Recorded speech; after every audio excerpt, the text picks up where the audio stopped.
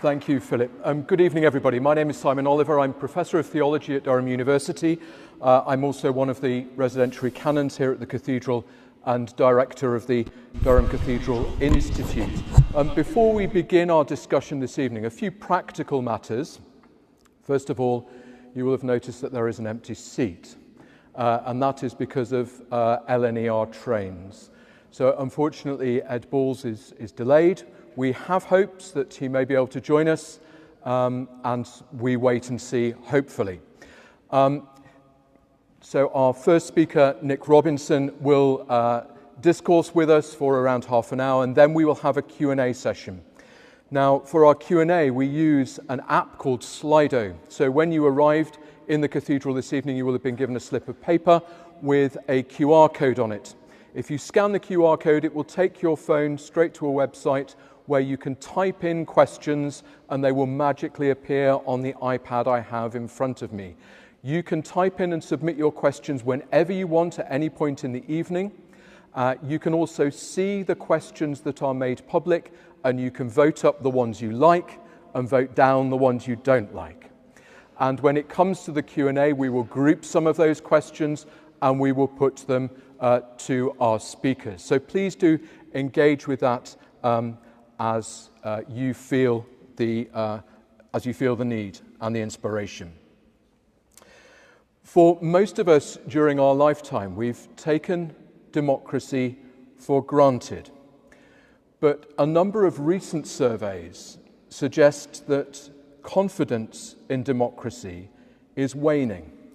A report in 2020 by the Bennett Institute for Public Policy at Cambridge University shows that globally, youth satisfaction with democracy is declining, not only in absolute terms, but also relative to how older generations felt at the same stages in life. And that finding has been confirmed by a number of other recent global surveys. We have, of course, over the last 10 to 15 years, seen the rise of the so-called strongman politicians who manipulate, threaten, or challenge free elections, from Russia's President Putin to Turkey's President Erdogan, Hungary's Prime Minister Orban, and of course, no doubt he'll come up in our discussion this evening, Donald Trump, whose poll ratings seem to soar every time he appears in court. So against this background, we gather this evening to discuss the state and future of democracy. Nick Robinson presents BBC Radio 4's flagship Today programme and was previously political editor first at ITN and then at the BBC. He's the only person to have been political editor to both networks. During his career, Nick has interviewed many of the world's leading politicians, and week by week, he holds our politicians to account on national radio. He is one of our most respected political journalists. Would you please welcome Nick Robinson?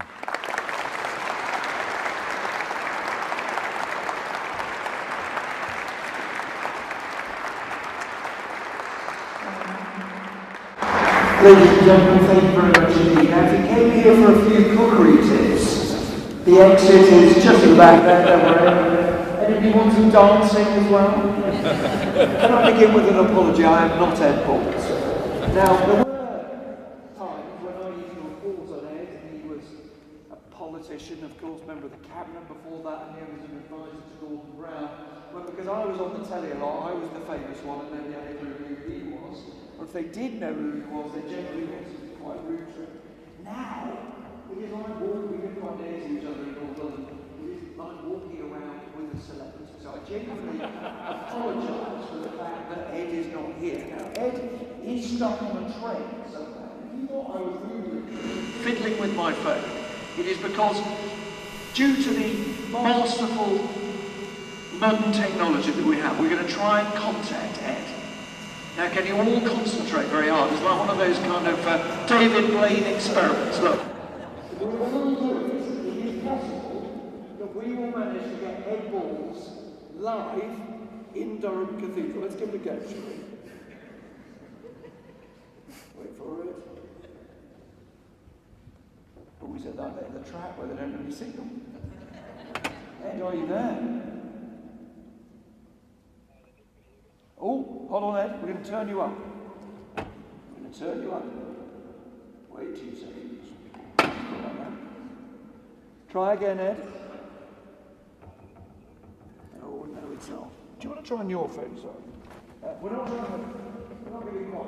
We'll get into it. Can I just say what a pleasure it is to be in Durham today? If anybody feels the need to jump up and down on the spot, hope they're able.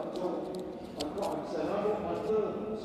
That's probably because I'm British now, so I think they call it, because having been brought up in what you would regard as the big south, which is near Manchester, I now live in North London.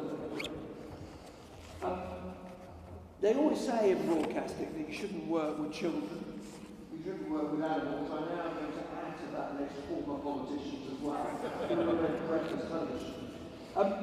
Things can go wrong in broadcasting. The great joy of live broadcasting, the reason I'm now giving an extemporary half-an-hour speech without nothing planned at all, is because the great joy, my job, is that things go wrong. I once interviewed a man called John Prescott. Now, the older people here will remember, yes, you remember John Prescott? Yes? Former Deputy Prime Minister to take a back. Now, John Prescott just occasionally got his words in a bit of a tackle. Just occasionally got a little bit wrong. And now, I know I'm in this magnificent cathedral. I'm going to use a word I probably shouldn't use in the cathedral, but John Prescott used it. And I was interviewing him, and he got a muddle about what to say. And he confused two concepts, and he went, oh no, Nick, he said, I made that crap, can we go again? And I said, well, we always have live. It reminded me of a time he once stood up at the Labour Party conference when he was in charge of Labour housing policy. He said, the Green Belt, he said, was a Labour achievement, and we intend to build on it.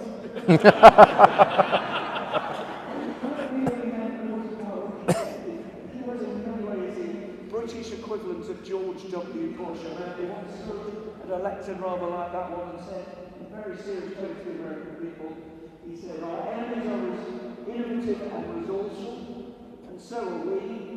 They never stop thinking of ways to harm our country, and neither do we. If you just can't make it up, they really did say those things. Now, the serious point of our conversation tonight is to talk about democracy. And I want to begin by telling you why I am passionate about democracy. But before I do, let's see if we can work out what it is. Now, there are people here who are from this great university of Durham. I can see there are school students here who've probably spent several years studying democracy. I think you can sum it up really simply. You don't need to study. It's summed up in one easy concept. You can kick the buggers out. It's as simple as that. All democracy means is that we, the people, have the capacity to say to people in power, ultimately, your job depends on us. And if you get it wrong, we get the chance to kick you out and to put someone in your place. And the reason is when we get the chance to hear from you, is an extremely relevant person to talk to. He's the reason he ended up dancing on strip, the reason he's a cook on the telly, the reason he's just conducted big choirs in front of huge audiences, because that's what the electorate did. They kicked him out of his seat in 2015. It came as a surprise, it came as a shock, it was very unwelcome. But he will tell you that is it's as simple as that. Now, why do I care passionately about it? I care passionately about it and always have. And it's one of the reasons I wanted to be a political journalist. Was because my grandparents grew up in Berlin in the 1930s. They had the name Rosenberg, which will hint to you about why I cared about this. They were German Jews. So my grandfather had a medal for fighting for Germany in the First World War. It's quite possible he fought against my father's father in the First World War. He was a loyal German. But because he was a Jew, the Nazis believed he didn't belong. And at first they regarded this as slightly comic, my grandparents used to tell me. They remember the time that they went to the greengrocers. My grandmother used to delight in telling me how she thought it was hilarious that when she went to the greengrocers and asked for a pound of potatoes, the person in front of her would say, "A pound of potatoes, Heil Hitler." And they thought it was comic, until they realised it wasn't. And I keep one letter from that period. And I should say there is, in a sense, a happy ending. They escaped, of course. Many didn't. But I keep one letter from that period, which is a constant reminder to me of how decent, civilised, moral people can nevertheless allow evil to happen. My grandfather was a doctor, and I have a letter that was sent to him by a patient who said in effect, "Dr. Rosenberg, I'm sure you'll understand, I can no longer come in through the front door. If you wouldn't mind, I'll come in the back." Which translate what that meant to my grandfather. What that meant is, I trust you as a Jew to save my life, but I'm not willing to walk through the front door of your medical practice in order to protect and stand up for you. And my grandparents clocked very quickly why it was time to escape Nazi Germany. They left extraordinarily early, 1933. Got out, had happy and successful lives. They fled first of all, as you may not know, many others did, and many before them had fled from the Soviet Union to China. They fled to Shanghai.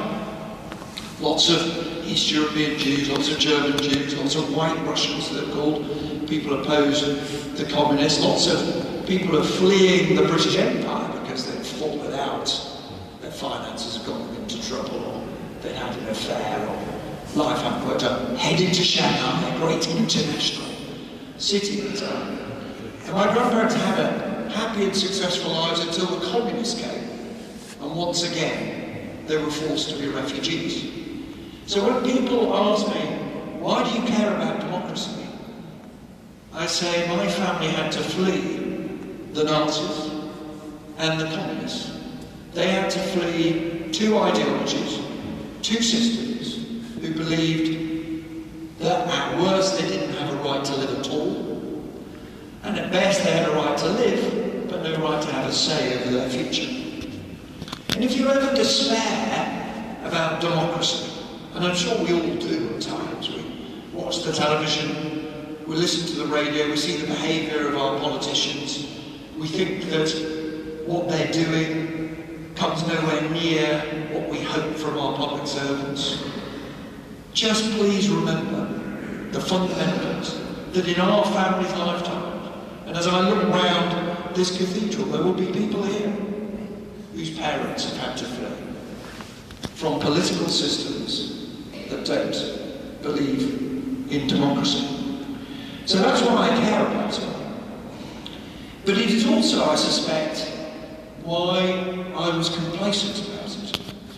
Because as a young journalist, leaving university in the middle of the 80s, and Ed and I didn't know each other, we both were at Oxford University, we didn't know each other then, but we had this conversation the other day about this.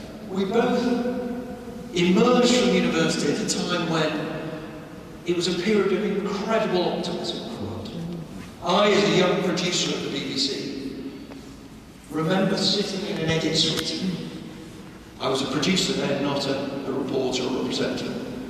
The phone went from the editor of the then Sunday lunchtime political programme to say, the Berlin Wall is finally coming down. And he wanted my reporter, who was an experienced news reporter, to go to Berlin and to report on it. And I confess I grabbed the phone and said, I've got my passport, my grandparents are from that city, please let me go. It was nonsense, I hadn't got my passport at all, I had to ring my wife and say, can you find my passport? But I ended up, 2 days later, standing on top of the Berlin Wall with thousands of people lined on top of that wall. And I'll never forget the moment actually being on this height, on this stage, in a sense, reminds me of it. This was still at the stage where we didn't know what was quite going to happen. These Germans had not quite admitted that the game was up, that it was all over. And I vividly remember standing on top of that wall with mainly young people, students at the West. I was in my early to mid-20s. And looking down at a line of these German soldiers. For those of you too young to remember the Berlin Wall, maybe studied it, can't remember.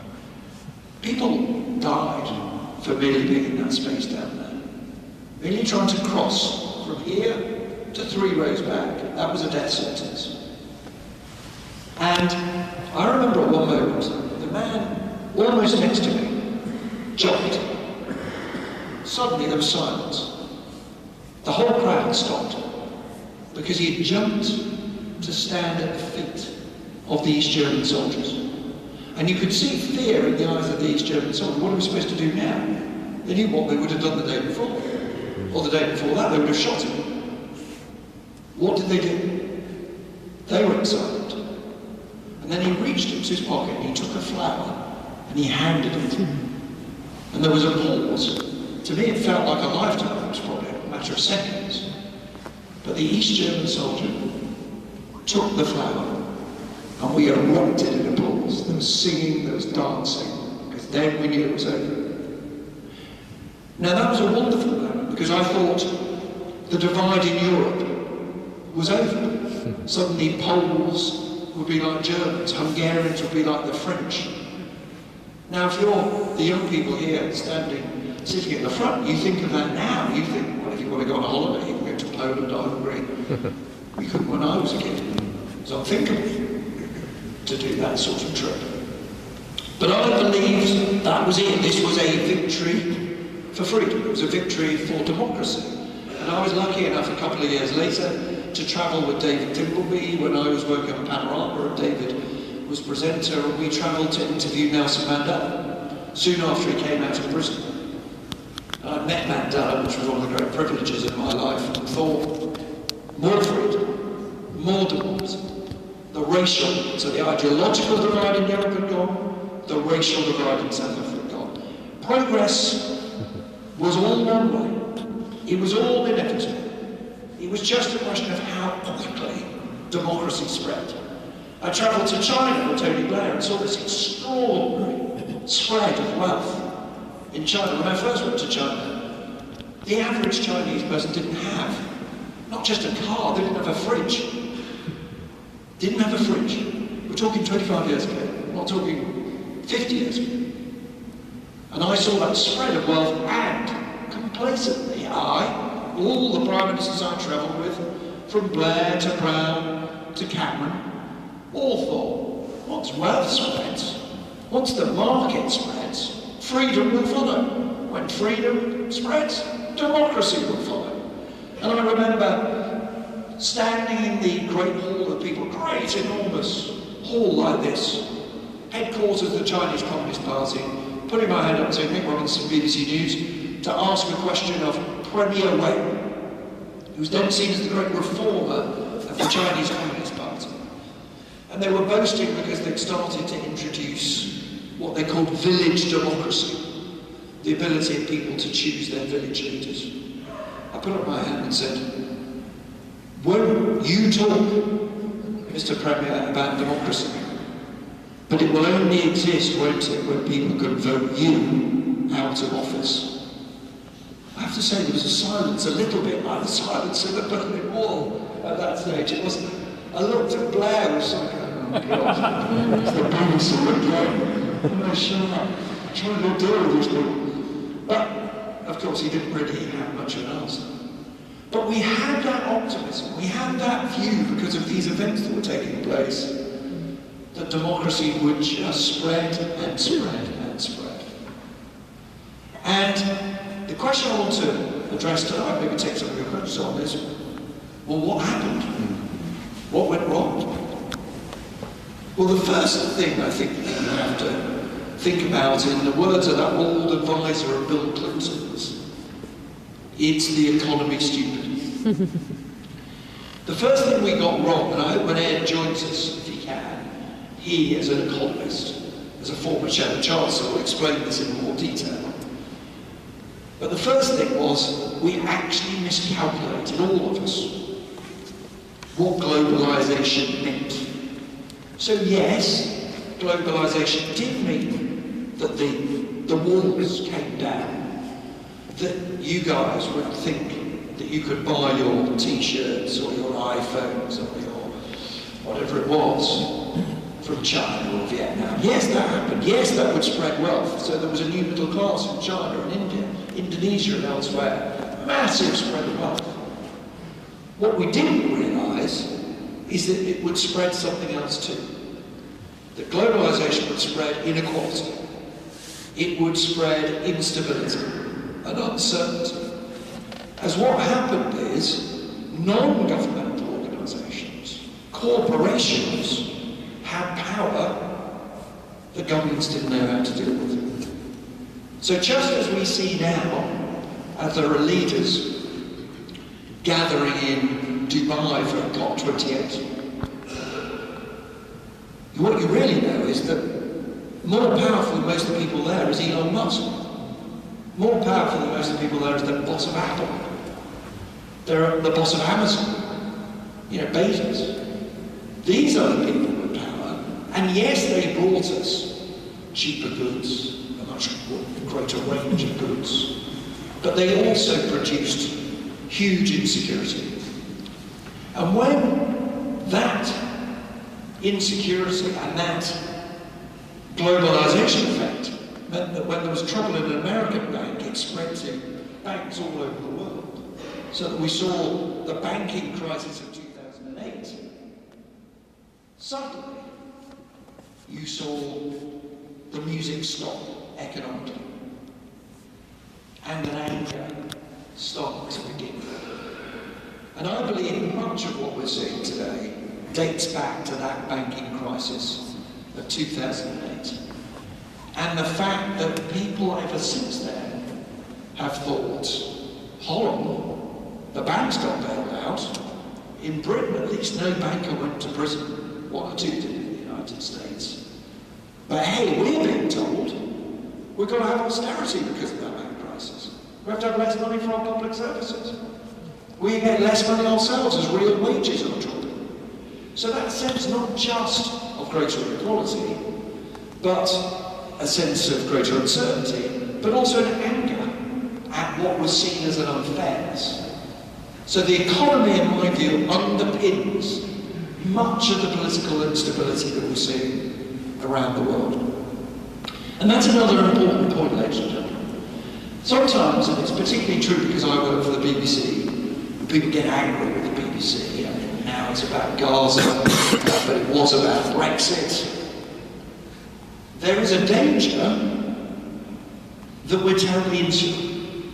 So people talk to me because they're cross about Rishi Sunak or Liz Truss or Boris Johnson, whoever is the Prime Minister at the time.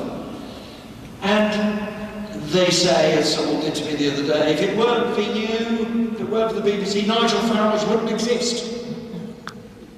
I think he would exist. His mother would have had something to say about that. But I know what they mean. They think we've given him publicity. We've made him into the populist he is. What I say to them and I say to you is, are you watching the news? Are you seeing the spread of populism? The spread of figures on what would have been seen in the past as the far right across the globe? Are you looking at what's happening in the Netherlands? Funnily enough, the BBC didn't create gear filters. They did that all on their own. A man who was seen as to the absolute marginal fringe, who has just won an election. In the Netherlands, a man who said you should ban the Quran, you should ban all the mosques, you should stop the wearing of the headscarf, has just won an election in liberal, moderate, the Netherlands. Go anywhere you like in Europe. Go to Germany, I mentioned just a few moments ago. I travelled to Germany just a few weeks ago to look at the impact of migration. Huge numbers of people travelling into Germany. Once again, as they did in 2015 and 16. What is the impact? The AfD, Alternative for Deutschland, a party that was seen as a neo-Nazi party, is now the lead party in every state in Eastern Germany. It now has 20% in the national opinion polls, which last time I looked, and forgive me if you've looked more recently than me, but last time I looked, was 1% above the Christian Democrats, who were the party who governed Germany for most of the post-war years. Look, in France, yes, President Macron is in, but I reported from the French presidential election, the last one, Marine Le Pen, whose father denied the existence of the gas chambers. She says she's now on the side of the Jews and against anti-Semitism. I don't remember her saying it at the time, I have to say. Got 41% of the vote. She will be a very strong candidate in the next French presidential election when Macron will not run again. Look at Hungary, look at Poland, look at Spain, look anywhere. Look at the United States, of course, what is happening with the possibility of a man who clearly incited a riot against democracy, now quite possibly going to be re-elected. And if you're saying to yourself, don't worry, something will happen, as I'm afraid I did about a year ago, when Americans kept saying to me, something will happen, there'll be a legal action, a Republican will stop it. Believe you me, ladies and gentlemen, I don't think something is about to happen. I think the likely thing that is about to happen is the re-election of Donald Trump. It's not all certain, but it is certainly something you have to prepare for. The other day I was invited to watch a very powerful documentary about India. Prime Minister Modi in India, who now describes anyone who challenges him as a non-national, as he tries to turn that country, that proudly shared power between Hindus and Muslims, into a Hindu nationalist country. And I was watching a documentary about a very brave television journalist who refused to go along with the propaganda and was the subject of death threats. He found that all his staff were leaving because they were the subject of death threats. That was once a great and proud democracy. So the forces at work are at work everywhere. So again, we're going to have to ask ourselves the question, why? We've answered one part of it. The economy is stupid. The other is rising nationalism and anxiety about migration. And it's a real thing. Migration is one of those issues that is so controversial, and in our social media age, there's a temptation to just think you're either in favour of it or you're against it. Whenever I mention the word, I sense, forgive me if I'm misjudging you, there's a slight kind of discomfort. You're, oh, guys, going to do migration again. And some people are like, don't mention the word, I'm in favour of it, why we not started immigrants, we should be like that. And other people are, well, I'm not allowed to say what I think, I'm not. It's one of those subjects, isn't it? A man dates back. Does anybody remember Gordon Brown meeting a voter called Mrs. Duffy? Yes. Do you remember that lady? So Mrs. Duffy, for those of you who don't remember, was just an ordinary voter, I forget who she lived, ordinary voter, meets the Prime Minister then, Gordon Brown, 2008 it was, on the street, and says that she's worried about the number of East Europeans who are living in her area. And this was at a time when Britain had agreed that we would open the doors to Poles, Hungarians, Romanians and others as part of our EU membership, but the Germans and most other countries did not open the doors. They chose to delay that, which had meant that even more people came to Britain than would otherwise have come. It was about 1 million in total, when the official estimates were for less than 100,000. And this woman raised a worry that would have been regarded as completely normal by anybody in any street she could have gone to in her town. The Prime Minister looked awkward, was wearing one of these microphones like me and a lapel mic, got into his car, forgetting he was wearing it, and you could hear him on the microphone saying, "Who was that bigoted woman? Who was it?" And he started to describe to his aide, unfortunately he described to the whole of the world in the same process without realising how awful their opinions were. He didn't use the word racist, but he clearly thought she was racist. He ended up having to go to her house with the cameras outside to apologise for saying it. Because the truth is, she spoke for lots of people who were unsettled by the speed of change. I'll come to that thought in a little bit, but I saw Rishi Sunak the other day who was worried about things going wrong for him, and I reminded him, I said, you think things have gone wrong for you? I said, do you remember Gordon Brown? I said, telling him the story of Mrs. Duffy. And he's tried to kind of smile warmly, and I said, it can be even worse on camera. He said, what do you think it can be worse than that? I said, Charles Kennedy, the older of you will remember, the Liberal Democrat leader, sadly no longer with us, once took a camera crew, I was with him, into a hospital for an election film. And he leaned over, if you're going to look at you, he leaned over this hospital bed and asked the person in the bed, you know, who are you going to vote for?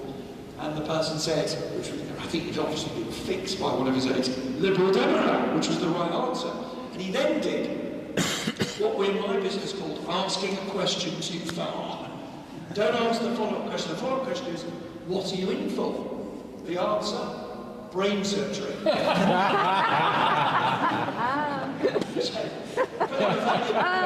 didn't cheer up Rishi's in the garden. But back to my serious point about migration. Migration has unsettled people. And what's interesting is I think because Brexit divided people so much, because there was so much anger, there was so little willingness to listen, even to our friends and our neighbours who voted different ways to the ways that we believed in, that we all collectively stopped listening to people on this issue. I had friends, because I live in central London where overwhelmingly the vote was for Remain, where I now live, simply couldn't understand why people would vote Leave. I met Leavers who simply couldn't understand how people would vote Remain. And when you got to the issue of migration, because it's so sensitive, people couldn't have a conversation there. And people would say to me, this is mad, they'd say. It's areas like London where immigration is highest, where people voted Remain. It's got nothing to do with migration at all. When you did the work, ladies and gentlemen, when you tried to understand rather than to lecture people you didn't agree with, what you discovered is it was all about the speed of change. Areas that had long been ethnically mixed, the centre of cities, often did vote Remain. Areas that had seen dramatic change in a very short period of time voted Leave. And I made a film for the BBC called The Truth About Immigration, in which I went to Mansfield, which is one of the places that seen the fastest change. Huge influx of East Europeans into that town. And people were just discombobulated by the speed of change. They didn't feel at home anymore. And for politicians to lecture them, you're racist, it's unacceptable, these are things you can't say, was a mad response. Not least because they were able to say, who asked us whether you wanted to invite Poles into this country? No one asked us. It was never on any ballot paper anywhere that said, we will open the doors. And I know Ed Balls, because he represented a constituency in Yorkshire which had a very high vote for the extremes, for the British National Party, which back in the late 2008 and 2009 had a very high level of support. He felt that that unwillingness to have a proper conversation with people about change was one of the reasons that his party was punished so badly in the election which led him to lose his seat in 2015. If and when he gets here, he'll have the chance to tell you all. Now, for the first time, I forgot what I was going to say. So, those are the factors, the economy and also migration. So what I want to finally turn to, before we do some of your questions, is what the challenge is now. Because in a sense I've painted, and I'm sorry for painting, a rather bleak picture. The challenge now, in a way, is highlighted by the death this week of Alistair Darling. I don't know if any of you were struck by this. I was just interviewed by a local radio reporter here who asked me about it. That everyone who spoke about Alistair Darling spoke fondly of him. George Osborne, from the right, who'd been his opponent as Shadow Chancellor, as Chancellor, when he was taking on Alistair Darling. Of course, all the way to the left. And the reason I think people spoke fondly was not just because he He was intelligent but also had common sense, because there are lots of intelligent people who have no common sense, and people who've got common sense aren't that intelligent. He had both, not just because he was a calm, cool-headed decision maker, not just because he was witty, but because he was an example of how to disagree agreeably. He understood that your political opponent was not your enemy, that you didn't need to hate anybody in politics. They're just people you don't agree with, and you can have a discussion with. And the final factor, I think, having said the economy is stupid, having said migration and rising nationalism, is social media. I think social media is eating away at the fabric of our democracy, because it encourages people to believe that everything is about simply taking a side, and that the big challenge for politics and for democracy now is how to deal with vast changes to the way of the world. Add AI to the fact that hundreds of millions of people potentially want to relocate, and climate change, and a failing economy. These are huge challenges we don't have simple answers. And yet social media encourages a response that you're either a hero or a fool. Social media reduces everything to a three-letter word. Everything is either LOL, WTF, or OMG. No one gets shared or liked. And I know what I do this on social media. And because of the job I used to do, I've got 1 million followers on Twitter. If I put something reasonable up, it doesn't go anywhere at all. You know, if I say, well, it's all a bit more complicated than you think. I know you want a simple answer, but have you considered that? I don't get any likes, shares, retweets, nothing. If I do, here's someone saying, the other side of blooming idiots. Great, flies off the shelf. We have lost the capacity as a nation, and indeed most people in most democracies, lost the capacity to accept that most decisions, as Tony Blair used to say, are 51-49. They're not obvious. There is not a right answer. There is not the moral case versus the immoral case. There are in certain cases, of course there are. But in most cases they're not. And that inability to recognise that the decisions taken by people in democracy are complicated, they're difficult, they're long-term. You would probably do it worse than the people you elect. If you had the chance, I'm afraid, ladies and gentlemen, I certainly would. If we can't recognise that we as people have to change, not good enough to sit and shout at your radio and shout at the telly and say, aren't they hopeless? Why don't they go? I mean, by all means, vote to get rid of this lot if you don't like them, vote to keep them if you do. But if we don't change, start to recognise that life is complicated, then I think our democracy is in real trouble. But I leave you with this final thought, if I may. The reason, despite that tall horizon of lots of challenges, I remain still pretty optimistic, is I believe in my heart that human beings don't want to live under the Nazis, and they don't want to live under the communists. I believe that my grandparents represent the overwhelming majority of the human race. They just want to live in freedom. They want to be left to be themselves and to get on with their lives. And even though modern day communism, in inverted commas, the Chinese system, can give you a car and a fridge, it doesn't give you the right to kick the buggers out. And one day, in my view, even people in that country will say, that is a right we want and a right we demand. Thank you very much.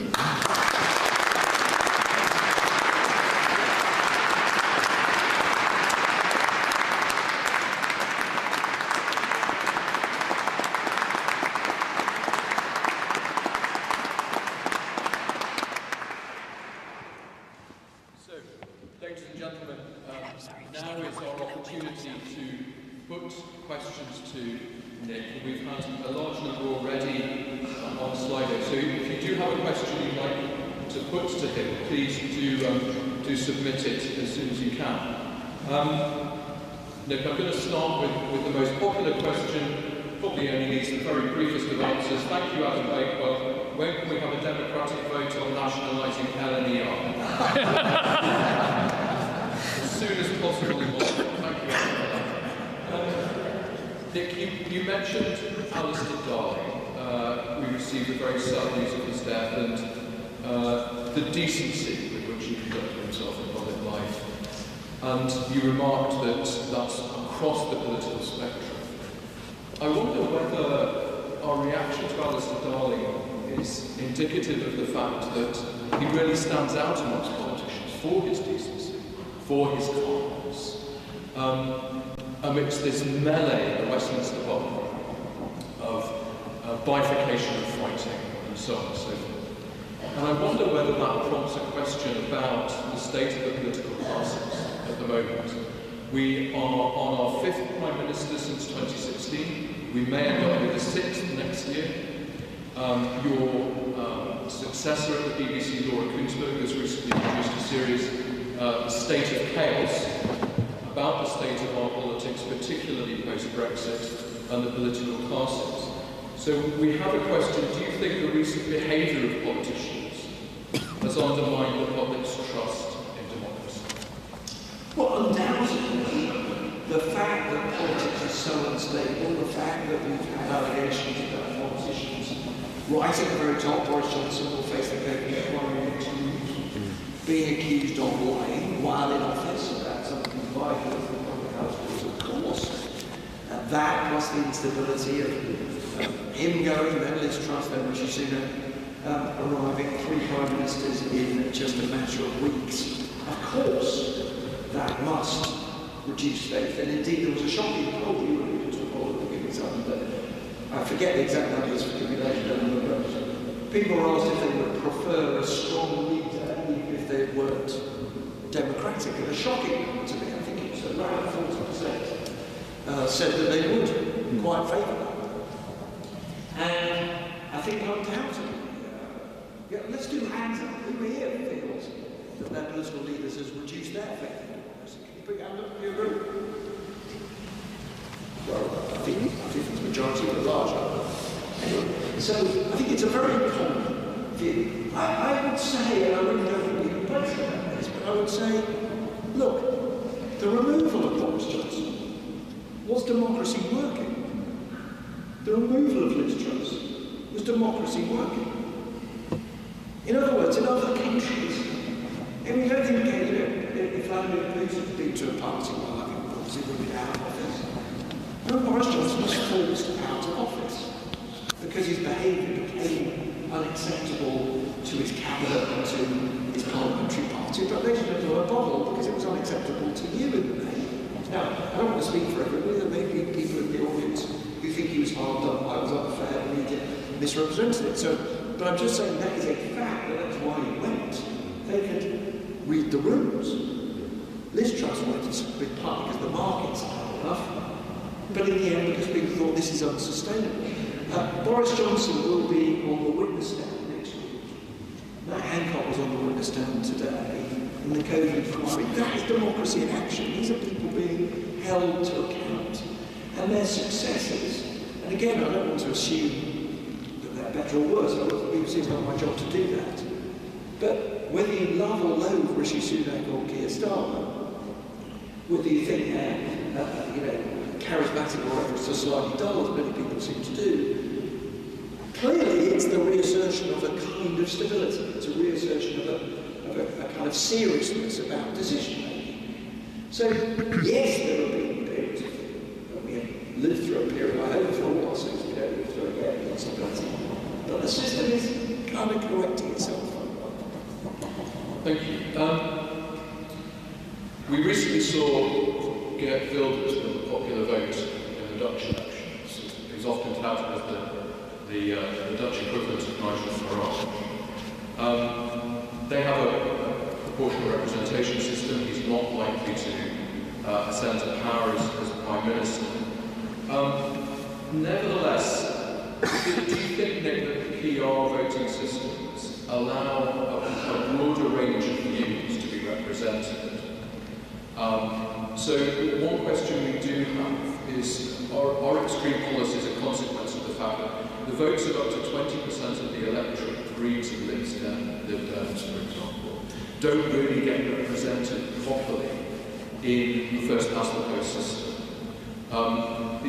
What's your feeling about PR versus first past the post? Well, in sense, forgive me, the thing I'm going to do which is boring is, because I work for the BBC, I really do believe in impartiality. It's not my job to say whether I'm in favour of one system or the other. I will say to you, if I've studied it, you go and see it both ways. So it is undoubtedly the case that our system is very hard indeed on parties that can get a little bit of support all over the country.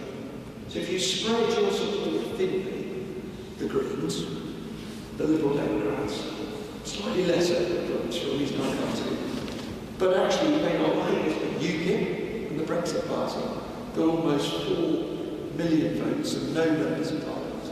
Because effectively our system means you have not one election, but 650 elections, one here in the city of Durham, and so on and so forth. If you can't mass up votes enough to win in any one constituency, you don't win anywhere at all. So yes, it's unfair. Right, in that sense, if that's your definition of fairness. On the other hand, it does mean that in Britain, you can't name a Wilders or a Le Pen, or I forgot who the leader of the AfD is called, I'm afraid, or Meloni, the new Italian Prime Minister whose roots were in Mussolini's party, although she turned out to be a lot more moderate than anybody expected.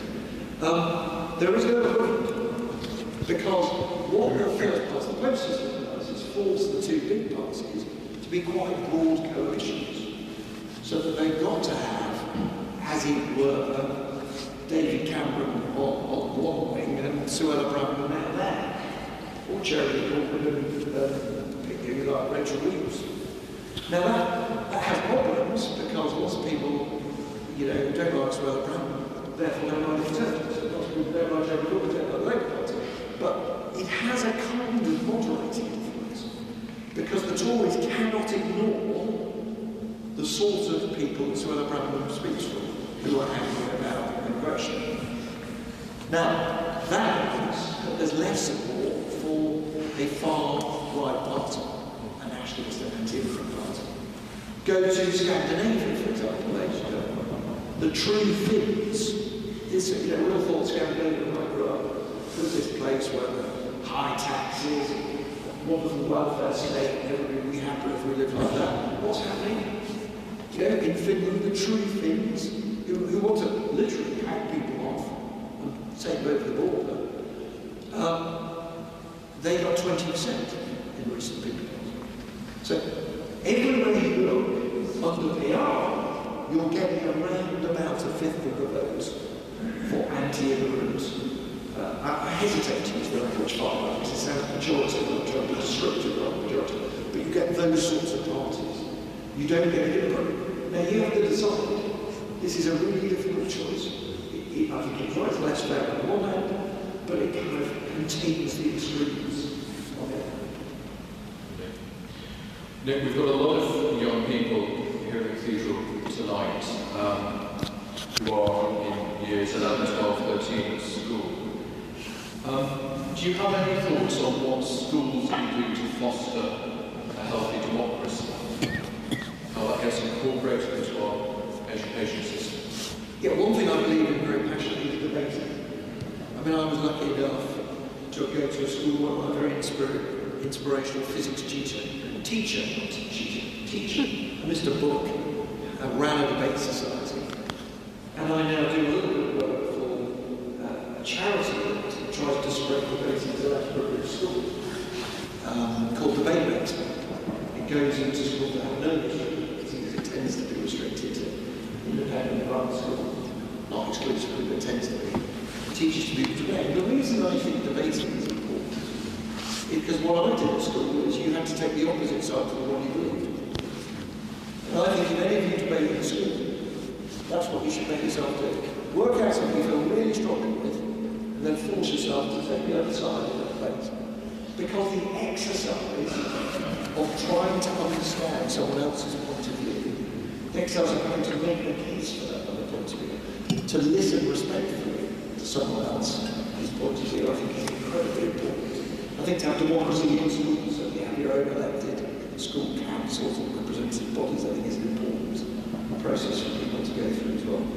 And the last thing I'd say is I think only you listening to me can do it, I can't. I mean, you know, I still think kind of Facebook's quite modern, and of course it's all good. You know, I barely use TikTok.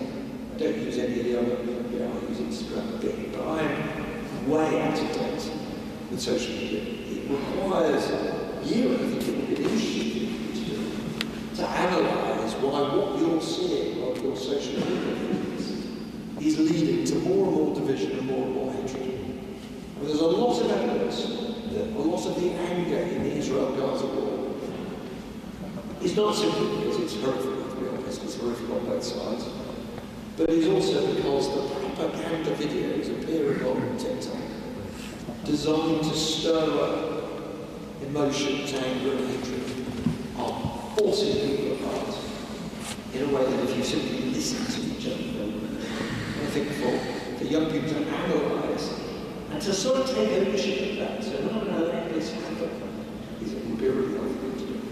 Great, thank you. We've talked quite a bit about just how tribal and confrontational and conflictual politics is. It's often said that the way that our House of Commons is physically laid out just adds to the sense of, you know, constant fighting and tribalism, and the fact that really we only have two very large parties against each other. You see politicians at their most confrontational and aggressive, but you also see them after the interview. You see them socially. You see their doubts, you see their hesitations, you see their processing of these deep long-term problems. Do you think there's any way we can bring less tribalism, less confrontationalism, more thoughtfulness, particularly about these long-term problems of health and education that are deeply complex? In other words, how do we, put it this way, how do we improve the quality of our disagreements?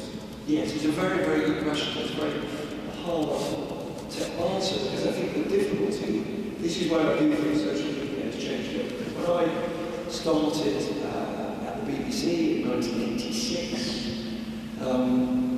just prepare for this, there were 4 television channels. There was no 24-hour, there was no internet, there were no mobile phones. People were about that big. It is a huge transformation in my lifetime. And the difficulty now is that the House of Commons, too often, not always, has become a platform, a stage, if you like, to perform for a clip on TikTok. You look at PMQ, it's quite often you think, that answer to that question, they're not even talking to them, they're not even addressing each other. And they're literally just doing it. It's pre-scripted to be a clip that will work for kids, which is I see in interviews that I've done, people are not answering the question. And that's, to a certain thing, always been the case with politicians. Why should they try anything? Why should they allow themselves to get caught? But increasingly what happens is they're willing to make themselves look idiots in an interview by simply ignoring a question, because that is better than being shared, getting the wrong answer on social media. So when I talk to politicians, say, for goodness sake, don't be reasonable. They said, of course there was. I didn't know the answer. If I put a foot wrong, that's 4 million people watching on social media. So social media is a real problem. I guess in the end the answer is we journalists, we citizens, have to reward people who say, I don't know. I mean, one of my favourite interviews, I once interviewed someone and asked them the question, is, well, I'm not actually in the cabinet responsible for that nonsense, but I don't know the answer. Honestly, get up. Why do they say it all the time? It's a ridiculous situation where they pretend to know answers to things they don't know. I just don't get it. And I think there would be rules, there are rules for people who are achieved. But yeah, I think social media is a very big problem. So, Nick, looking at the politics on which you've reported over the last few years, from among the many extraordinary events in those years, which, if any, have seriously concerned you about how power is held in the UK? That's a difficult question.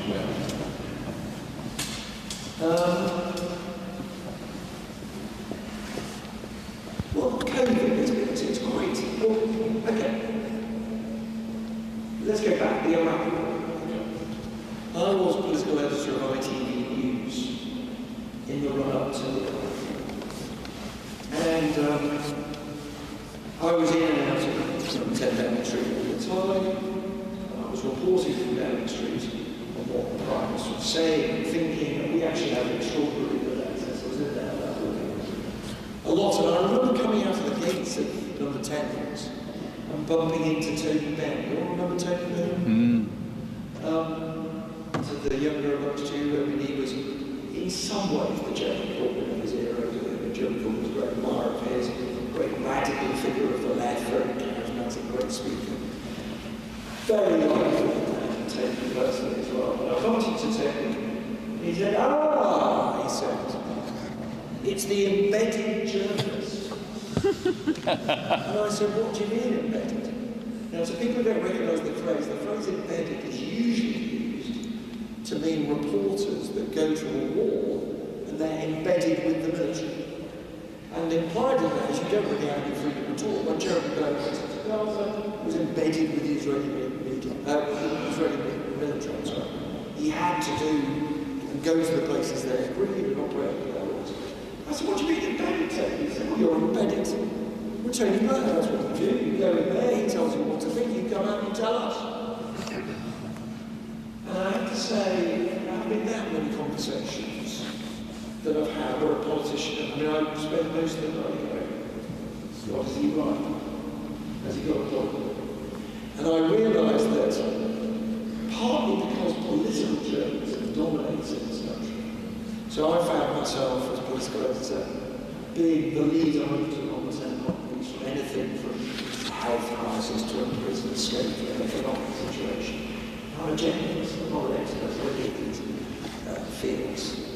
That we took the lead in the coverage of the build-up to war, when candidly we were not in a position to properly cross-examine the claims about weapons of mass destruction. And so yes, I look back at that, and one, I would do it, I would be more sceptical, I would raise more questions. Unfashionable, I should say to you, unfashionable, I should say to you, ladies and gentlemen, and I wrote this in the book sometime, it was quite controversial. I don't actually think Tony Blair lied. Lots of people disagree, feel free to. Depends obviously, it's partly on your definition of lie. But I don't think he knew that Iraq did attend weapons of mass destruction, but said they did. I think he believed, though he didn't really have compelling evidence, that Iraq had weapons of mass destruction and found evidence to give the impression of much greater certainty that he or his intelligence services actually have. You may choose to call that a lie. I don't depends on the use of words. But what I mean is, from my perspective, he didn't say A when he thought not A. But there's no doubt that that's a long financial crisis, a long migration, did a huge amount to undermine people's faith in politicians. Interestingly, very, very unexpectedly, I gather, we now have a foreign secretary who is not a member of the House of Commons and has taken a seat in the office, the unelected chamber. Do you have any sense that the House of Lords may be abolished? If it is, should there be a different kind of check and balance on Commons? I think it's extremely unlikely to be abolished. I mean, throughout my lifetime, I've heard politicians in opposition say, politicians in government go, we've got much better things to do than abolish the House of Lords. Yeah. Because the difficulty is, everybody, and almost everybody does agree, if you started with a clean sheet of paper, you wouldn't produce the House of Lords. It's not democratic, it still has hereditary peers, it's much too big, etc., etc., etc. Try to agree on triple Brexit, and suddenly that agreement disappears. Some people say it should be fully democratic, and some people argue, well, it then undermine the mandate of the House of Commons. So people say, well, let's have a different sort of election, let's elect people for 10-year time, or maybe do it regionally, so there'll be regional members of the House of Lords for the north east of County Durham, or you can define it lots of different ways. And each time people try to do this, then the disagreement starts. And I think Keir Starmer has an agenda drawn up from the constitutional change by Gordon Brown. And I think, like Tony Blair before, if he gets into office, he'll discover that when he speaks in this sort of room and asks, who would put in their, I'll ask you, who would put in their top 5 priorities for Britain? Top 5? Abolishing those right, that's why I won't get that. In my opinion. Good argument. Rory Stewart,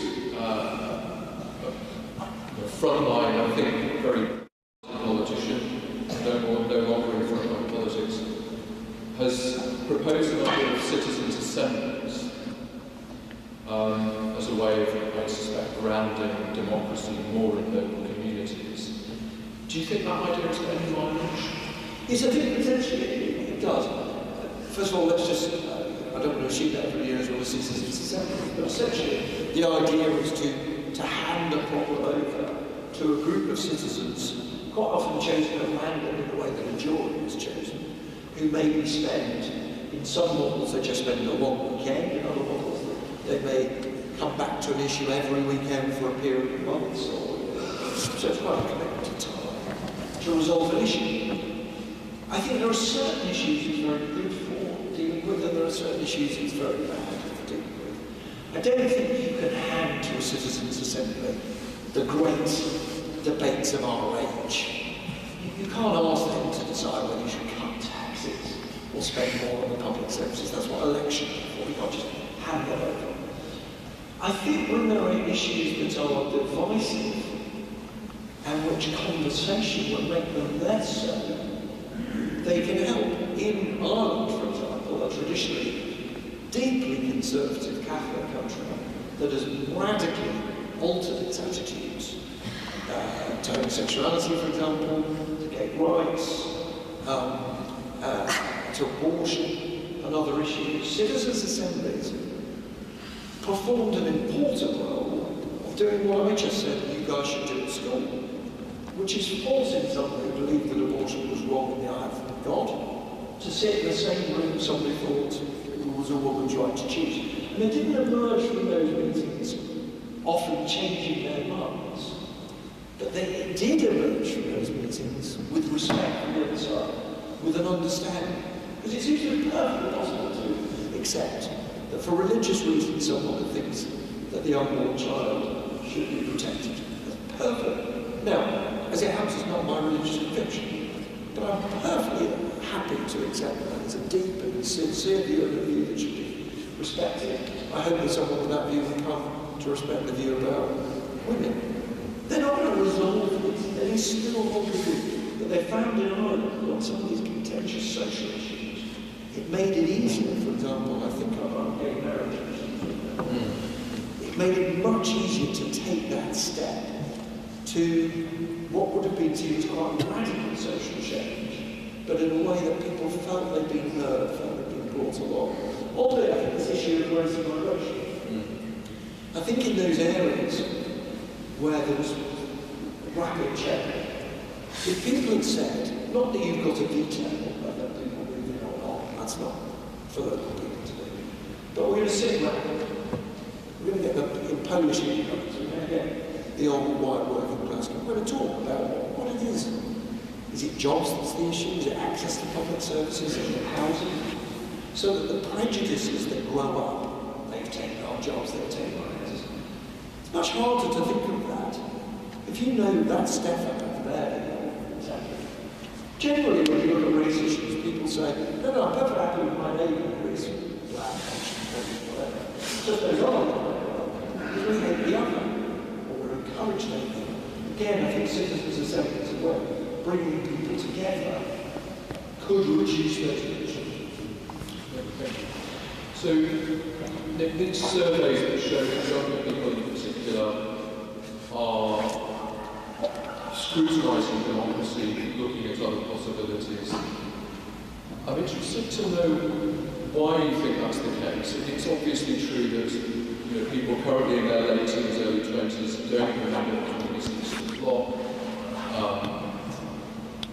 But is it, in some sense, a frustration about the lack of rapid and radical decision-making that democracies, trying to make a difference about climate change? So, it's clear that urgent decisions need to be made, and there's real frustration around the COP conferences, the weakness of democracies to make that kind of climate change, which requires very urgent limits, all these apocalyptic pronouncements. Do you think that that's a big motivating factor? This is coming through. This is coming through.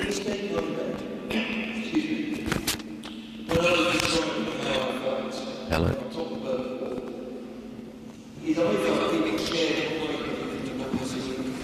Hello.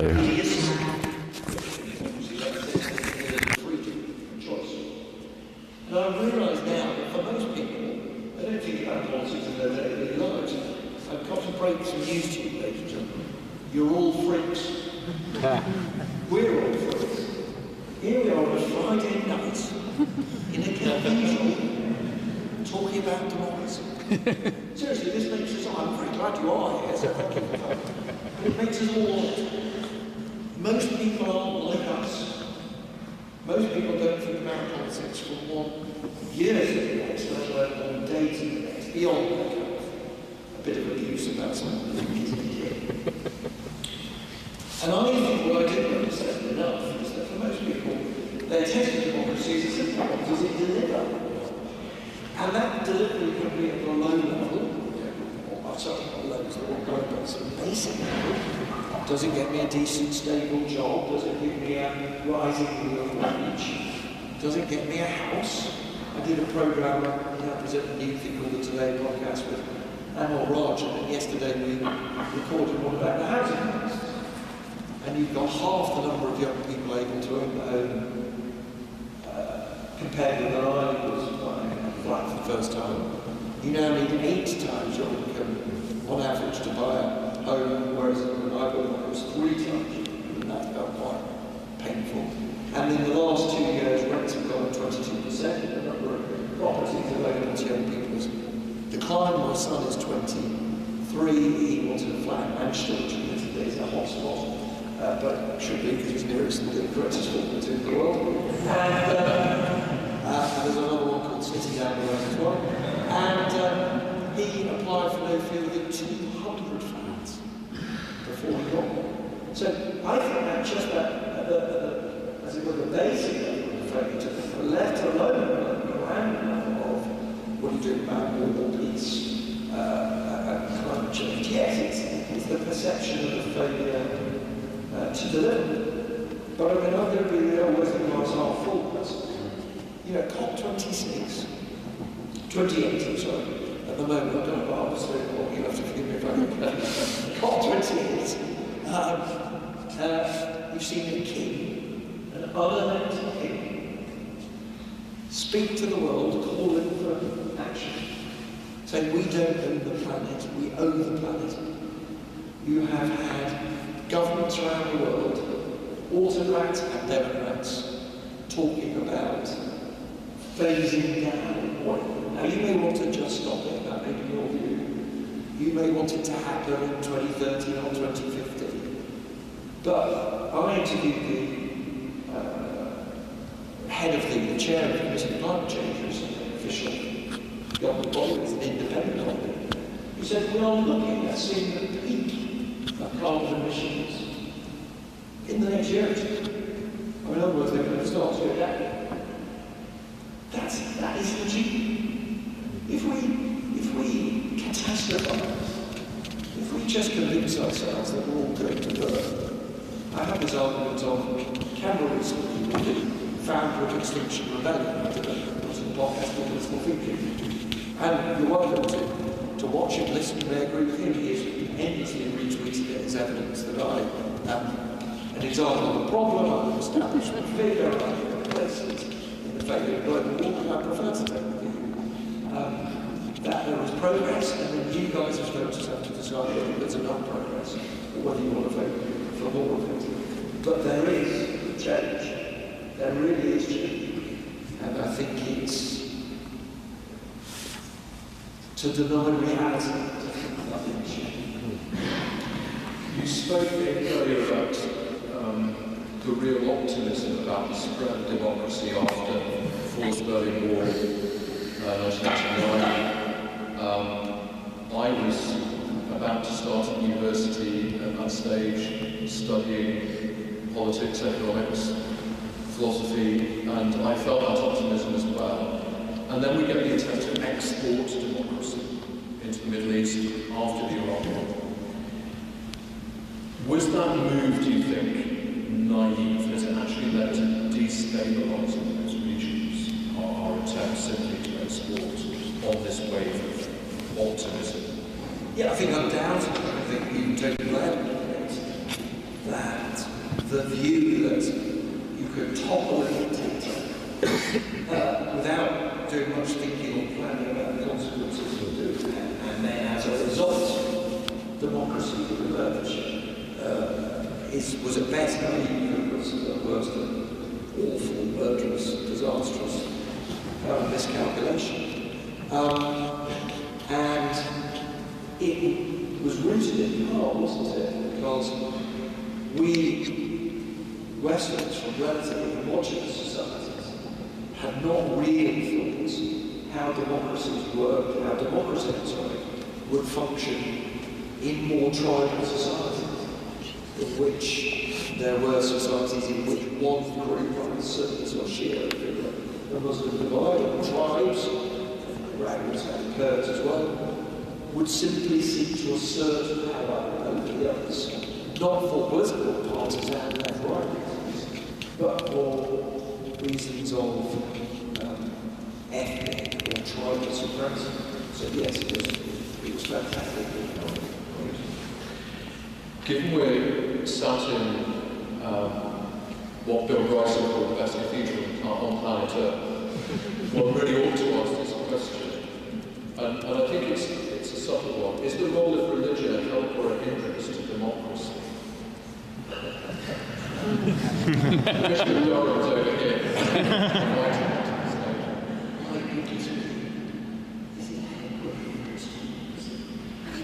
Well, look, in one sense, it is, well, any people, declare it as a magnificent cathedral. I once read a book that someone who was an agnostic and said, massively people with faith. And I envy people with faith. You know, I'm not who I am, in part because I have a lot of confused religious upbringing. My mother was Jewish by blood, but not really by upbringing. She married somebody who was Church of England. I married Catholic, and our kids were Orthodox Catholics. Like I was embarrassed, possibly good Christian. But it seems to me the great value of most organised religions are in this country is to promote just that, tolerance, understanding, dialogue, respect. And if I'm right in the analysis of democracy, that a core problem is the grotesque simplification that is encouraged by social media, the rage and anger that is encouraged by social media, the desire not to listen to people who disagree with you, which is encouraged by social media, not just by social media, by the way, but by the development of television channels like which... You hear this? Okay, go and stand over there.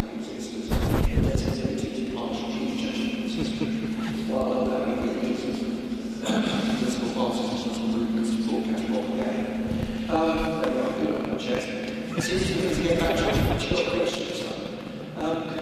Religion is a value. So today, ecology and dialogue. I won't forget does anybody remember there was a terrible attack on Muslims coming out of prayers in Finchley Park Mosque? I religious.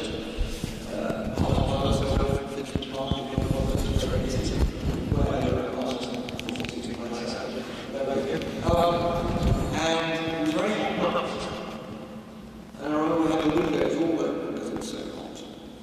And I woke at about 2 in the morning to the sound of helicopters. Very loud. Helicopters. And the kind of water was there. I think that's the I read the article, what going on, so it's exactly what's happening on the back. And I became virtually the first to what had happened for people who don't remember was that a man who had constituted that Islam was the false people, Muslims were responsible for all the ills of the world, had got into his white van and driven it out, waiting until the group of Friday night prayers, driven it into a crowd of young men. Unbelievable. Driven it into a crowd. Now, why do I raise this story? When I arrived in 10 I was surrounded by very angry young men, most of whom had not eaten all day because they fasted. They were unhappy that the BBC had not used today, in the current context, we had not used the word terrorist to describe the attacker. Was really that was the police said it and confirmed it, but they surrounded him. But the two things I remember was that round the corner came a group of Hasidic Jews. So up the road from Finchley Park is a Hasidic Jewish community. If you don't know what a Hasidic Jew is, it's the sort of, and I can say this with Jewish blood, it's the caricature of what a Jew is. The big hat, the ringlets, the dark coats, a total orthodox Jew that lives in Stamford. And a group of these guys, and I went, do you want to be asking what in God's name are you doing? And he said, I want the Muslim community to understand that we're all that way. And we will also include the people in Parliament. And that maybe is an answer to that we're all later what happened, the great thing we discovered is that in that Finchley Park Mosque, had come out of the mosque at the moment of the attack, and discovered a group of young men, angry young men, had dragged the driver out of his cab and were starting to beat the driver. And I don't think it's hyperbolic to say quite possibly would be beaten to death, given what he done. And the imam shouted, "Stand back, we don't take life. We do not attack this man, whatever he's done." That is the job of the forces of law and order. That imam is a hero. I had the great privilege of meeting him sometime afterwards. He's a man of peace. So the answer to the question about the role of religion is illustrated by this. Well, it's often said, this was an argument put by Jonathan Sachs when he was the chief rabbi, about whether the Church of England should be disestablished. We've spoken about how it ought to be abolished. Should the Church of England be disestablished? He always said when you arrive as part of a minority religion, sometimes an immigrant community, it's nice to have a host at the party. And I think the Church of England has tried in good faith to perform that role and integrate. But religious communities are so deeply embedded at the grassroots at that level. They're voluntary organisations and they can be channels for community cohesion as well as divisiveness. So maybe, yes, as you say, there could be a real force for bolstering democratic engagement by local communities. I'd like to turn to your particular profession, Nick, as a political journalist. One of our most respected political journalists with many years' experience now. What do you think is your role in the democratic process? What's your job in oiling the wheels? Interesting. I was talking an old friend yesterday. I went for lunch with an old friend who made a huge amount of money. Doesn't need to work anymore. And we were having a conversation about what he was doing, what he would do because we both turned 60. I've only just turned 60. What were we going to do with the rest of our lives? And I said, what are you going to do? You don't need to work. I mean, you're going to go and get big yachts. Are you going to sail around the world? And he said, I need to have some sense of public service. And this guy is the chair of one of our great arts institutions. I won't tell you which one because it will give away who it was. And he said, I need to give something back. I need to have a sense of public service. And I've known him since I was a student, and I said, I should do that. And he said, and I'm only saying this, he said, you are doing public service. And I said, oh, it's totally ridiculous, just do a job. He said, no, you're not doing public service, that's what the BBC is. Yours is a public service. And it was very touching that he said it. I hesitate to use that language, because when I think of public servants, I think of doctors and nurses and police officers and university lecturers and so on. But I do think trying to create a space in which we can have the sorts of conversation I've been talking about, in which politicians can be held to account so that people know that they can't get away with things and get away with lying, but equally that we give them the space to open up and express their ideas and try to convert you to the things they want to do. I think that is a very important role in an increasingly divided society. And there is a real risk, ladies and gentlemen, that the BBC will not exist by the time these young people on the front are my age. Now they may think, I'm sorry to keep referring to you, don't get the chance to shout back, but they may think, what the hell, I watch YouTube and I look at Netflix and I've got Spotify. Why do I have to care about the BBC? It's just another kind of thing, it's another stream of video and audio data. And I think if you're my age, and the age of many people in this audience, you think the BBC is there in the way you know it. It just is. But it isn't. It's a political choice to have impartial broadcasting that is paid for in the way that the BBC is covered. And each and every one of you, I will be amazed if the BBC doesn't drive you crazy.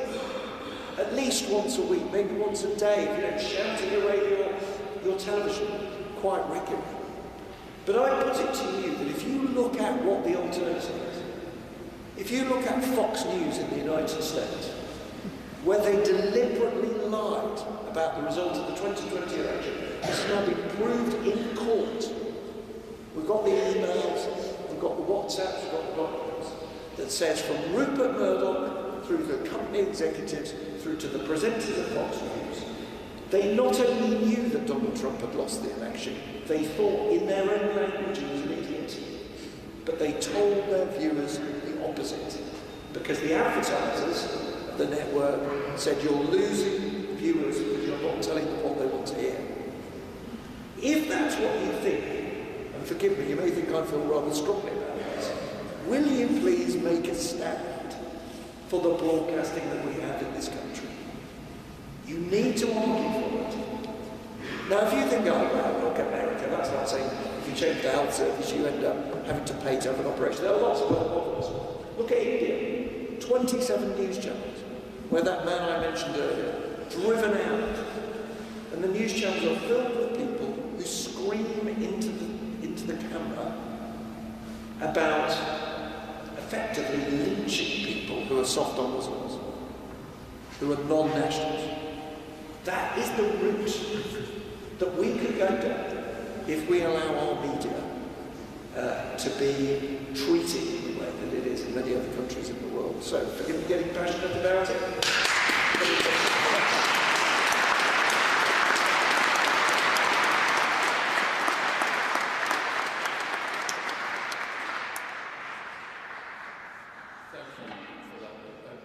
So you spend a lot of time, I know, building relationships and trust with politicians across the political spectrum. And of course the BBC allows one to do that because of impartiality. You've reported in other parts of the world as well on politicians in other political systems, and I know you have a very close personal relationship with George W. Bush. Perhaps you could tell us about that. But maybe more seriously, is the culture of political journalism very, very different in those other countries? Is there anywhere in the world that has anything remotely comparable to what we know? Not really. No, true. I say this with a smile, but I'm not sure this would be a source of pride. But the travelling British media publishers, political reporters, are regarded in some other countries rather like English football hooligans. We are regarded as kind of lunatics. And I travelled a great deal to and from the United States during the build-up to the Iraq War, during the Iraq War, and in the immediate aftermath of the Iraq War, with Tony Blair, who had this close relationship with George W. Bush. And at the time, to be fair, America had come under the sort of attack Israel was just come through in 9/11. And journalists and citizens, and you have to remember that their president is their head of state. They don't have a separate person, prime ministerial figure, a king or a queen. And they had huge respect for the presidential office, whatever they thought of the man involved. And I thought it was my job to ask rather kind of robust questions of George W. Bush. So when he came to London, and there were mass demonstrations against him, I asked him the question, which is, he just praised freedom of democracy and said it didn't exist in Iraq. And I said, given that you like freedom of democracy, what do you say to the, I can't remember about the 100,000 people outside on the streets, many of whom fear you and even greater number hate you? What do you say to them? I think it's fair to say he wasn't best pleased with this particular question. And I had a series of kind of run-ins with Bush, but I'll tell you what, which I think you're kind of leading me up to. Yeah. The final one was I ended up going to Camp David with Gordon Brown. It was a hot day in May, and they had decided that we would have the news conference outside. Nobody would walk me. Now, as you may have noticed, ladies and gentlemen, I am not blessed with a great deal of hair. And I was sitting outside for 2 hours in the baking sunshine without a hat or sun cream, getting hotter and hotter. And when it came to the news conference, I decided I'd had so many run-ins with George Bush that I had to ask him a rather straight and dull question. So I put my hand up and said, Nick Robinson, BBC News. And just before I could ask the question, Bush said, "You still hanging around?" I said, "Well, Mr. President, thank you for that warm welcome to your country." And carried on asking my question. At the end of the news conference, I'm going to have to stand up if you don't mind. Bush and Gordon Brown do. I'm going to borrow you. Do you mind standing up? Yeah, sure. So you're Bush and you are now Gordon. Right. We do what's called a grip and grin. That's a grip and grin, ladies and gentlemen. That's a grip and grin. So you're gripping hands and you're grinning. Okay? And at that moment, don't worry, you sit down. The president sees me here, and I'm so hot, I'm going like this. And he looks at me and says, "Next time, you should cover your bald head." And the same thing, I'm doing something I believe in the free world. I'm buying coast-to-coast television. And as Bush turns with Brown, behind them is, that's the option we'll get here, but behind them is Marine One. That's the presidential helicopter, like Air Force One. That's their photo. They turn around, as they do that, I say, thinking I'm not going to be heard, "I didn't know you cared, Mr. President." Bush turns around and says, "I don't." Which taught me. And the ambassador to the United States tried to get me a baseball cap signed by George W. Bush, but I'm still waiting to receive it. We've reached 9 o'clock, and I fear that LNER has defeated us in our attempt to, in fact, I'm going to have a democratic vote. Ed will be here in 15 minutes. If you would like to pose a few more questions to the now very tired Nick Robinson, who's been up since 3:30 and has done 3 shifts on the Today programme in succession, if you would like to remain in the cathedral for 15 minutes with a little more conversation, to then have Ed tell us about the economic background to globalisation and its effect on democracy for just a few minutes before you go home to the remainder of your weekend. Could you please put your hand up now if you would like to do that? Or would you like to go home? Please put your hands up. Okay. Ladies and gentlemen, we'll continue the conversation for a few moments. Ed is being brought to the cathedral at the moment and will have 5 or 10 minutes with us. If you do need to go home, please feel free to leave quietly so that we can continue the conversation. But you'd be most welcome to stay for a few more minutes if you wish to. And if you do have more questions to pose to us on Slido, then please do so.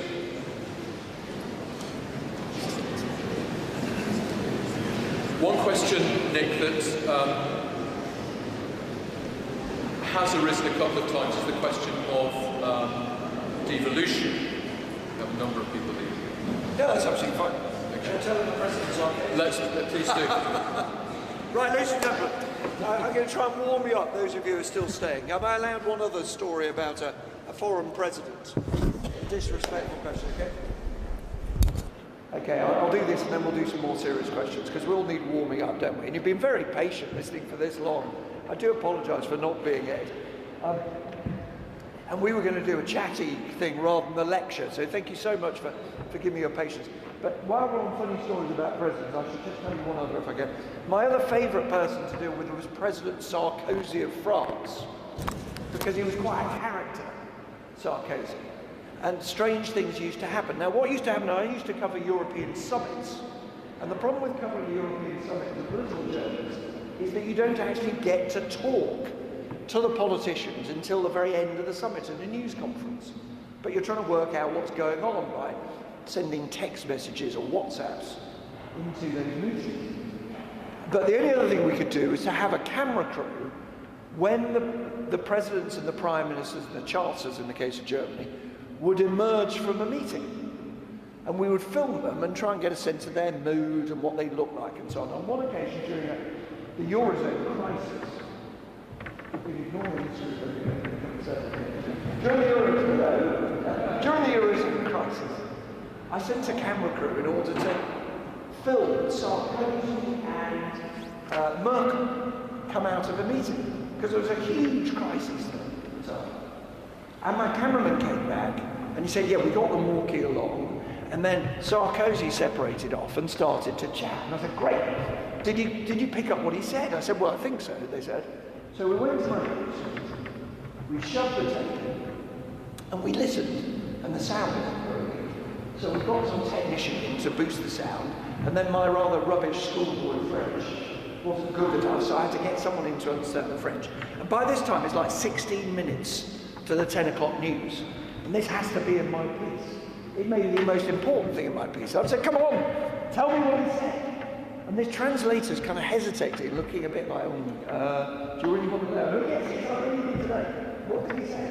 He said, well, as Sarkozy separates from Merkel, he says to his aides, she said she was on a diet, but she had a second helping of cheese. Which was not quite what I was after at the time. I once went to a press conference with President Sarkozy's spokesman at a time that David Cameron was annoying the French because he had a view about the organisation of the Eurozone. And we went in, it wasn't in the Eurozone, how dare we have a view with the French Eurozone. And so the spokesman said, in words only a Frenchman would be able to say, he said, it is like a man going to a wife-swapping party without bringing his own wife. But my favourite Sarkozy story, if you'll forgive me, then we'll get on to the question about devolution. Yeah. My favourite Sarkozy story was, you will shut me up when it walks in, my favourite Sarkozy story was that Gordon Brown was much admired by President Sarkozy for his handling of the financial crisis along with Alistair Darling. So as a thank you in 2009, Sarkozy invites Gordon Brown, a number of key advisors, not everything actually, because he was a cabinet minister at the time, to a dinner at the Élysée Palace, the presidential palace. And they sit down at a small table. And then at the end of dinner, Sarkozy stands up and stands up as if to give a speech. And everybody's a bit surprised. They thought it was an important. He says, good. I'm sorry, by the way, can I apologise for my French accent? My children says you shouldn't do foreign accents, but this story only really works if you know French accent. So he says, Gordon. He says, you know, really, I should hate you. He says, you're an economist, you're Scottish, and you could be, well, just a little boring. And at this point, the ambassador, who's there, the British ambassador, is reaching for his jacket on the back of his chair to put it back on and sort of getting his papers and preparing his own sort of speech. Oh, I say, Mr. President, I mean, this is too much. And Sarkozy spots what's going on, so he gets his paper and goes, he says, but Gordon, I think I love you. And then he adds, but not in a sexual way. Now, I've been telling this story because people enjoy it for about 15 years. And the other day I started telling it at a dinner party. And I got halfway through. I looked over the table and thought, oh my, you were there. And there was somebody at the table who'd been at the dinner. And I thought, this is going to be hugely embarrassing. Because this person's going to say, that is complete nonsense. Nothing of the sort happened. And you know what? It was the happiest night of my life. She said, that happened word for word. And I've been telling the story ever since. She's a woman called Shriti Vadera, Baroness Vadera, who was one of Gordon Brown's economic advisors and now runs one of the major banks. I think she used to run Santander. I think she's moved on. I forgot why she is. The reason I say this story is about mentioning to you there were some lovely stories told about the late Alistair Darling yesterday, about how he dealt with this banking crisis. But there's a bit of the story missed out. You may have read in the obituaries or heard some of the stories told on air. In fact, I think I mentioned this on the delivery this morning. That when there was this banking crisis and they realised that they were going to have to bail out the banks to hundreds of millions of pounds, they called the bankers in to Downing Street. And they had to reach a deal by the time the financial markets opened at 7 o'clock the next day. And the bankers were very resistant. They'd been masters of the universe. And basically their banks were going to be nationalised. It was a disaster. Their careers were going to be over. It was a humiliation. They were going to take some time to recover. So Alistair did two things the papers tell you, but I'm going to tell you a third. So the ones that the papers told you was that he ordered, at his own expense, £250 worth of curry from a curry house in South. That's the first thing. The second thing is he went to bed and said, I'm going to bed, I'm getting up at 5 in the morning, you better sort this out. But the bit he didn't was not reported in the papers. This woman Shriti there, brilliant woman, little bit scary, ladies and gentlemen, very scary. He pointed to a room. He said, and if you don't agree with me, I'm going to send you into that room to sit with Shriti Vadera. I'm going to lock the door, and I'm only going to open it when you plead for mercy. And that is the true story of how the banks in this country came to national. Can you give us 1 minute on devolution? Yes. Yeah. A minute on devolution. Right, I've got to be serious again. What's the question on devolution? Is it a good idea? Does it promote a more localised democracy, I think, and decision making? Because I mean, it seems to me a big problem with UK politics is it's so London-centric. Yes. I mean, this goes back centuries.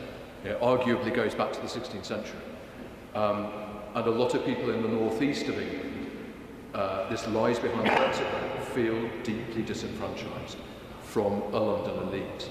And does devolution, could local parliaments work, for example? Do you think it's been a success in Scotland and Wales?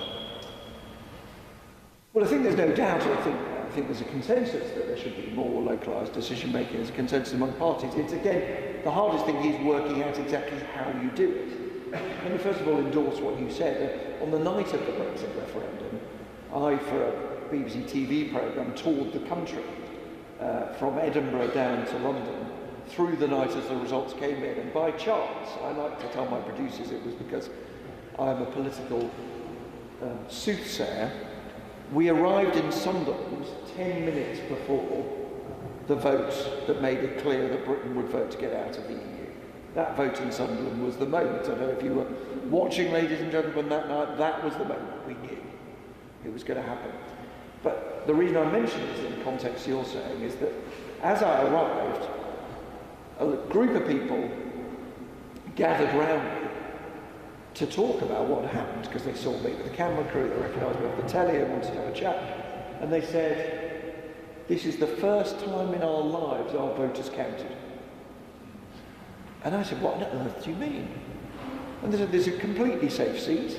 As it happens, these people said, we're Labour voters. But it didn't matter if we were or we weren't. It was always going to elect the same people. The first time we could force London to listen to us is this vote. And our individual vote, because there are no constituency systems in a referendum, mattered as much as David Cameron's. And we voted to make him listen. So it's obviously the case that there is a yearning to be heard. But what the exact mechanism is, whether it's directly elected mayors, in my part of the world, Manchester, it seems to me the directly elected mayor model has worked pretty well on transport, on economic revival. Ed has studied this in some detail, so whether it's parliaments or mayors or whatever, it is clear to me that there's a desire in all the regions. And I think it is particularly true in somewhere like the North East, where it's not just London, I suspect there's resentment for, but also Manchester. Because if it's not London, well then Manchester. If it's not Manchester, it's Birmingham. If it's not Birmingham, it's Edinburgh. And great cities like Newcastle, like the great towns and cities of this region, Durham, Sunderland, Middlesbrough and others, feel that they're not being heard. So yes, clearly some greater devolution would be desired. And do you think there ought to be more referendums? Or is this a... You're getting me into expressing opinions which I shouldn't really do because I work for the BBC. I tell you what I think. I think I can't think of a national politician after Brexit who thinks they want to hold more referendum. And I think the one thing we didn't talk about, I meant to refer to, is I'd covered the Scottish referendum in 2014. And it created deep, deep divisions that remain to this day between and within families and communities. And I think there are great dangers as well as merits in referendum. But again, it may be that, as you argue for Citizens' Assembly, that local referendum, not about, I know this region had a referendum, didn't you, under John Prescott about whether to have an assembly for the North East, and it was rejected. I'm not sure that's the great model of what a referendum should be about, but I think more localised referendum, do you want to control the traffic inside? Do you want to make it pedestrian free? And I don't know Newcastle well enough to know whether this is a relevant example, but quite practical measures, but really have a big impact on people's everyday lives. I think that'd be a very healthy thing to have direct voting. Thank you, Nick. I fear we've kept these people for a very long time, and I fear that LNER really has defeated us this time. I do apologise to you all. We've done our level best. You arrived at 9:04. Yeah. We've done our level best to have Ed Balls with us this evening. Nick, thank you so much. Democracy, politics, is driven by the sense that the world and human communities contain within themselves enormous possibilities of creativity and justice and flourishing. Politics is now. There we go. Just as I was doing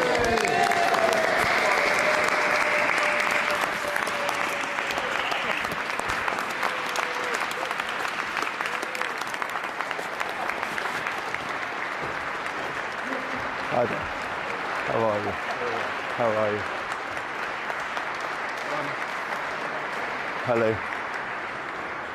Ed, we've already had a vote on renationalising We've had a vote on whether we nationalise NNER. Oh my God. I can't believe you're all still here. Thank you so much. They've stayed with you. So you guys have been talking for like 3.5 hours? Yeah. Nick and I are going to go to the pub now. Good. So we'll leave you with these people until about 11. It was so disappointing that we didn't make the connection on the phone, because the whole of our train carriage was ready to all join in. They were all going to say, it's been terrible, we're 2.5 hours delayed, we wish we were with you in Durham Cathedral, but then it didn't connect, so we couldn't do that. Sort of half getting it, didn't quite work. Anyway, so, gosh.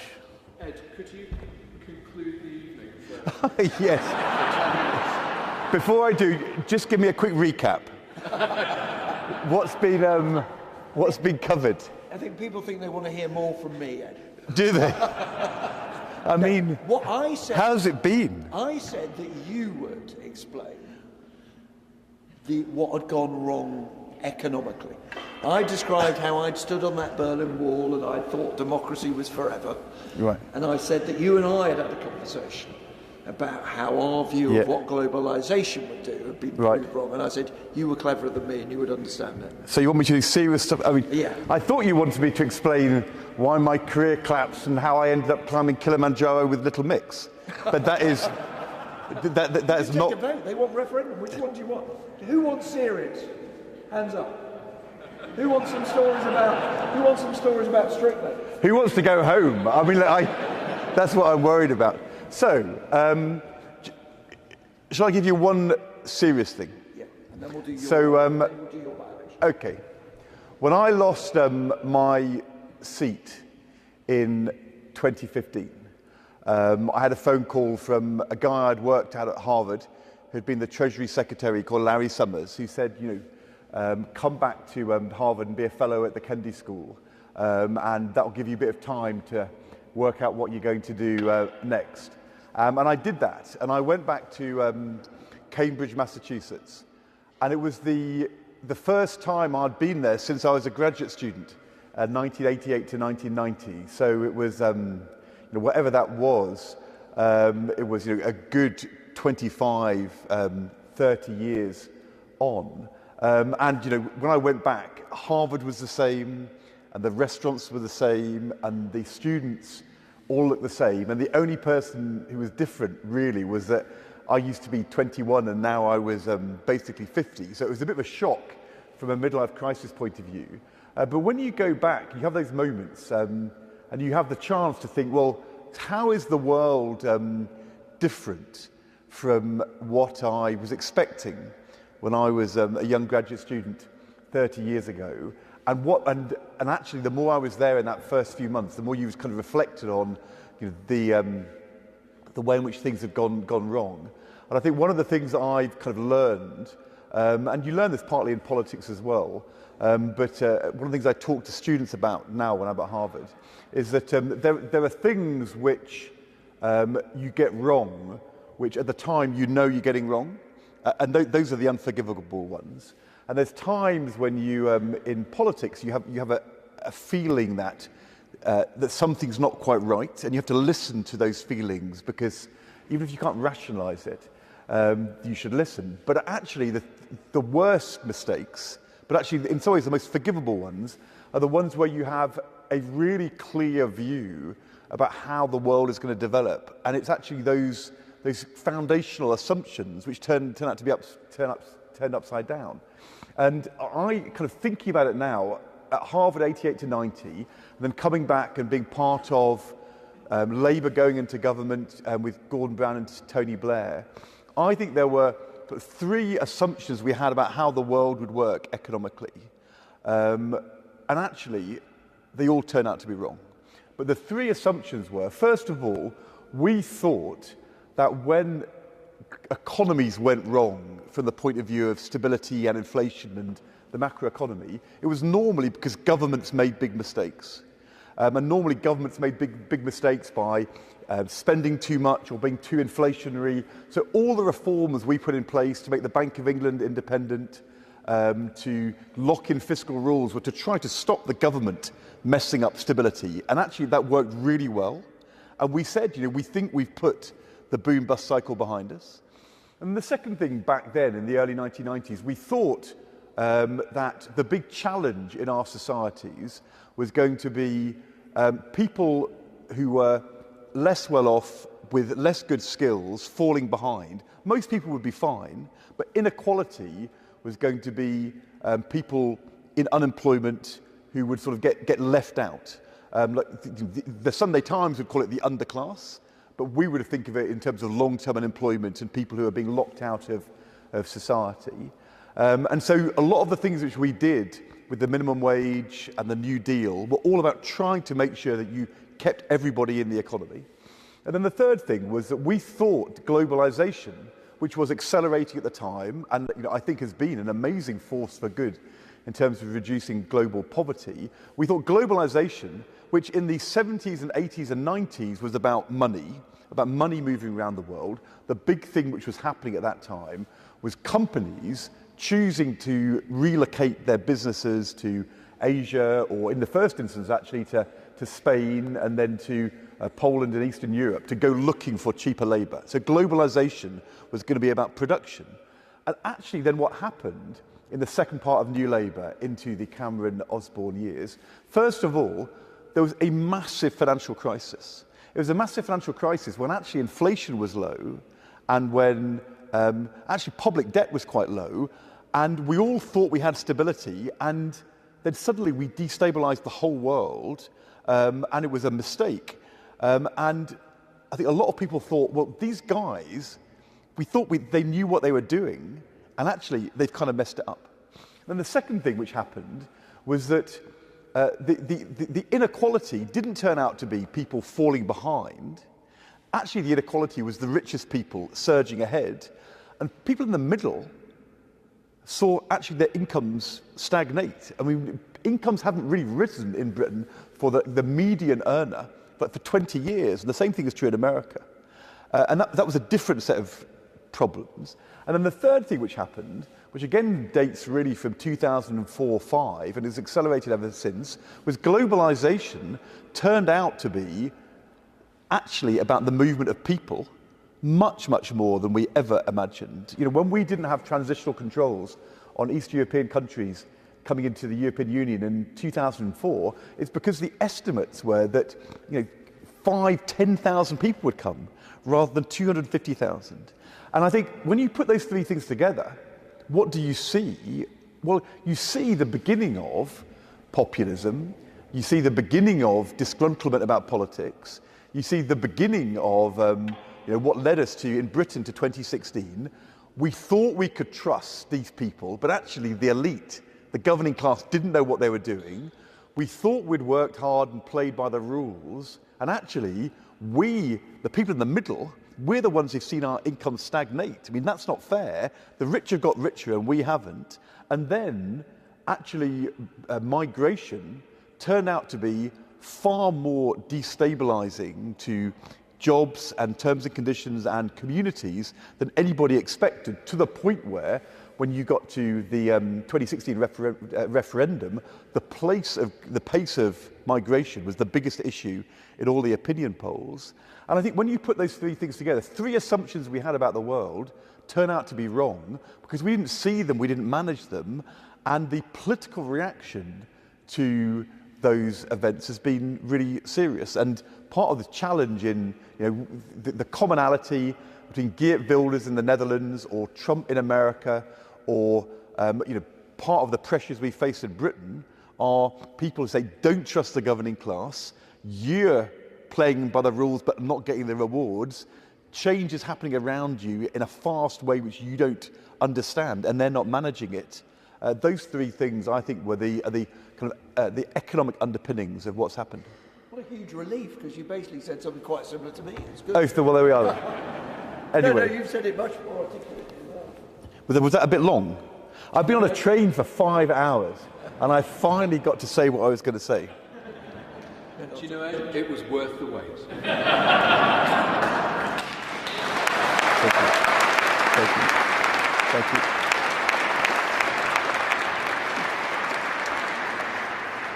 These good people have been sat here for 2 hours. It's already cold outside. I think we probably ought to allow everyone to begin their weekend and make their way home. Ladies and gentlemen, there's very little left to say this evening. Could you join me in thanking very sincerely Nick Robinson? You should stand up and take the applause. What have I done?